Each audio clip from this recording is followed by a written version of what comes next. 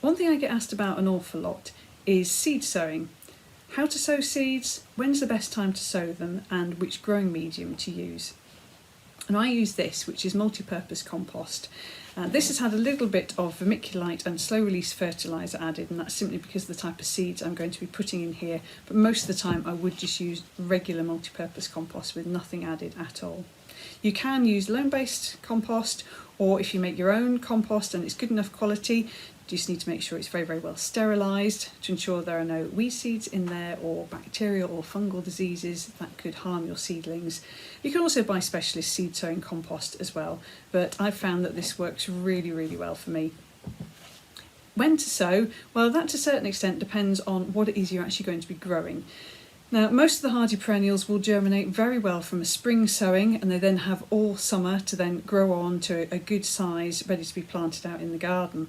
There are some, however, that do benefit from a period of chilling in cool, damp compost, and those are plants such as some of the thalictrums, sanguisorbas and trollius, and they tend to be better if they're sown in the autumn, September, October time, and they can then just overwinter in the seed trays, and you'll get germination in the spring, and then you can prick out the seedlings as you usually would.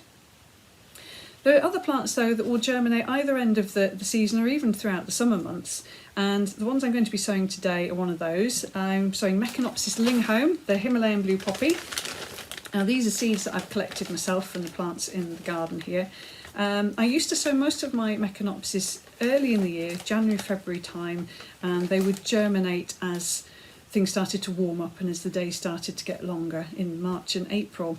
However, with these hot, dry springs that we tend to be getting now in April and May, I found that the hot weather is really affecting the young seedlings, and they do struggle a bit. They scorch very easily and they dry out very easily, which they absolutely hate. So I'm having better success now by sowing these seeds in September, October, and again they germinate relatively quickly, but I've got nice young seedlings then that go into the winter, and then by early next year they can be potted up, and they do seem to grow on so much better. So, and make sure I labelled the bag, got the name on there, Meconopsis linghome, and the year that it was collected as well. It's always handy, especially if you don't sow the seed straight away. It's really easy to forget not only what's in there, but also when you collected it, and is it old seed or is it fresh seed. Now these were dry when I picked them. Always collect seeds on a dry day. You want the seed heads to be nice and dry, and the seeds inside them as well, otherwise there is the risk of them getting a fungal disease and rotting away, and it affects the viability of your seeds as well. These were then taken into the house for a couple of weeks, kept somewhere warm and dry, just to make sure that the seeds would drop out of the seed heads nice and easily, which they have done. Just give them a bit of a shake in here just to dislodge any others. Might still be in there. There's a few more seeds dropping out, but most of them are out of here now.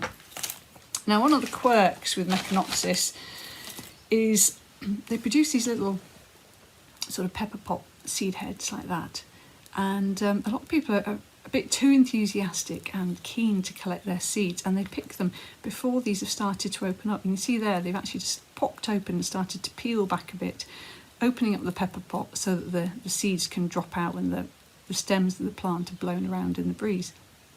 Now if you pick Meconopsis seed heads before these little pepper pots have started to open up, essentially it means that the seed inside isn't ripe, and therefore it won't be viable and it won't germinate. So be patient and wait until they've started to open, and then you can collect them. If you can clean your seeds as quickly as you can once they're dry, then again they will store better, because you're just removing any bits and pieces, any bits of chaff that are in there that might be carrying a fungal disease. So again, now I've got a bag here full of Meconopsis linghome seeds. Now there's far too many here to sow straight into a seed tray, so I wouldn't do that. What I'm going to do is just tip them out into this saucer, because I just want to sow a few of these today. There's a little bit of chaff in here, but not too much. It'll be easy to separate it out in this tray. But what I would normally do is take these into the house, tip them out onto a piece of A4 paper, and then it makes it really, really easy just to separate out any large pieces of chaff, any other bits of detritus that have got in there, the odd insect that always ends up mixed in with the seeds, it's inevitable, And then when you sort through it all, you're left with a pretty clean batch of seed that can be stored safely. In terms of storing your seed, if you don't want to sow it straight away, something I found works really, really well is you want to store your seeds somewhere cool and dark and dry. That's the main thing. That will keep your seeds viable for longer. I used to pop all my seed packets straight into the freezer, but I found that a small glass jar or a plastic tub, anything like that, pop the seeds in there, a little packet of silica gel to remove any excess moisture that there might be, and then pop them in the fridge. And that's perfect. And seeds will remain viable for a long time if stored in conditions like that. Well, I'm just going to take a pinch of these for now to sow into my compost, because even in a tiny pinch like this in the palm of my hand, there will be a huge number of seeds. Just doesn't look a lot, but there will be about 100 seeds in there, possibly more. They're quite large Meconopsis seeds, so they're nice and easy to handle. You can sow them very carefully in perfect rows, but seeds this size is a little bit tricky to do, so I just try and sprinkle them relatively thinly over the surface of the compost. Larger seeds such as honesty, lupins, they're really easy to handle, and you can either sow them directly into modules, little pots, or just very neat rows in a tray of compost. These ones, it isn't so easy, so just a very thin sprinkling works well. So thin sprinkling, because if you sow the seeds too thickly, then when they germinate, they come up just looking like cress. And if you don't get them pricked out quickly, then you are more likely to have problems with botrytis, nasty fungal disease, which can then cause your seedlings to damp off and die. So it's better to sow less seedlings in a tray and just do a few extra seed trays of seedlings. It also means you don't have to rush to prick them out quite so soon, because they're not going to get too crowded. You can let them develop to a slightly better size, because sometimes if they're really small, they can be very fragile, very hard to handle, Meconopsis in particular.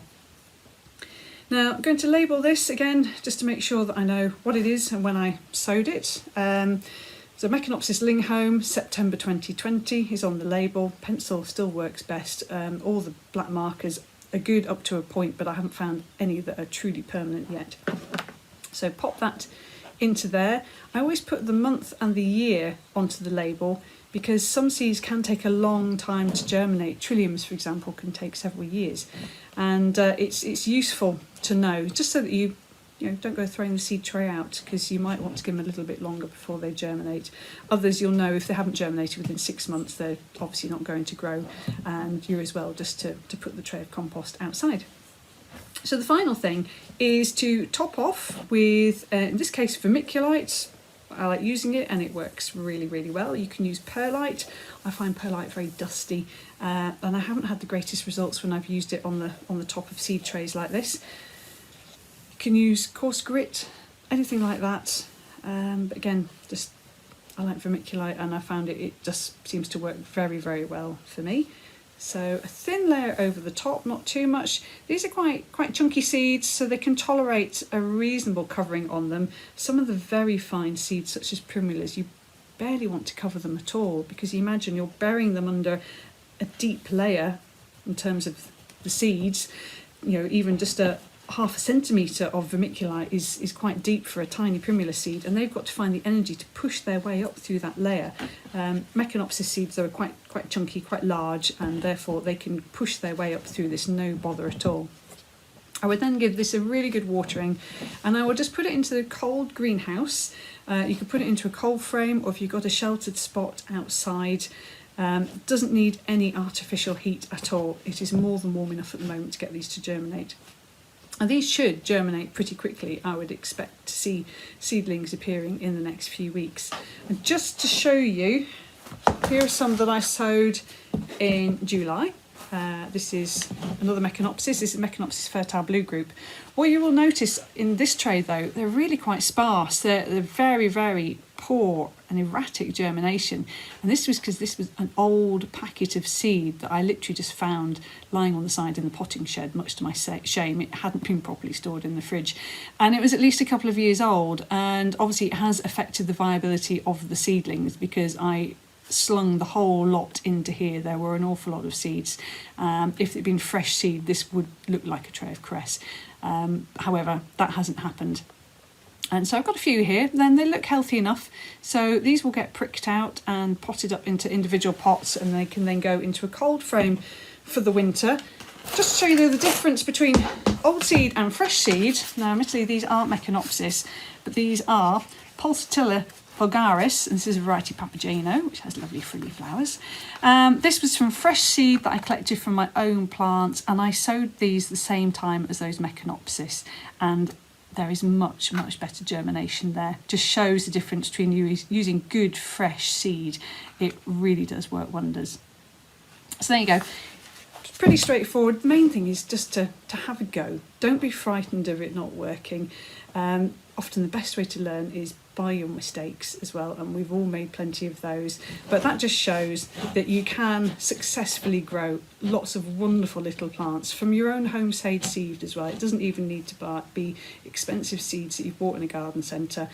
Just go around your garden, have a go, collect a few seed heads, ask your friends and neighbours if they've got something nice growing in their garden, you fancy having a go at it. Just collect a handful of seeds or a couple of berries, pop them in a seed tray of compost, or even just a small pot if it's a few seeds, and see what happens. And you never know, you might get a pleasant surprise.